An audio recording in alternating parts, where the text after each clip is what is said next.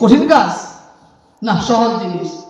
রিফকুন বিদ্দাঈফ, সমাজে কোন লোকটা দুর্বল আছে, চলতে পারে না, আমি হাত ধরে দিলাম। বয়স হয়ে গেছে, তাকে আমি সহযোগিতা করলাম। আর্থিকভাবে দুর্বল, তাকে আমি কিছু সহযোগিতা করলাম। দ্বিতীয় নম্বর গুণ, তৃতীয়ত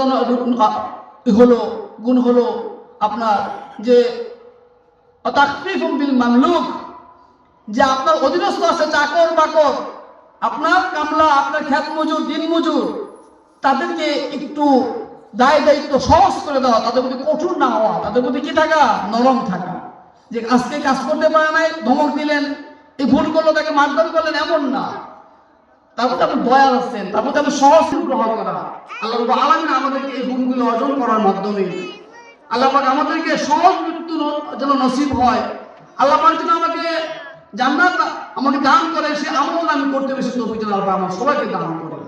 সম্মানিত মুসলিম কারাম, আমি আবারও অনুরোধ করব, আমার প্রিয় ছোট ভাই, আমার প্রিয় শিক্ষার্থী মাওলানা আল আমিন দারুল মাআরিফ আইডিয়াল মাদ্রাসা নামে যে মাদ্রাসা সে প্রতিষ্ঠা করেছে, আপনারা সবাই খেয়াল রাখবেন, সবাই পরামর্শ দিবেন, সবাই সহযোগিতা করবেন ইনশাআল্লাহ। আল্লাহ পাকের মাদ্রাসায় কবুল করে নেন। এই মাদ্রাসার উসিলায় এই এলাকা আল্লাহ পাক দিনী এলাকা হিসেবে যেন কবুল করে নেন।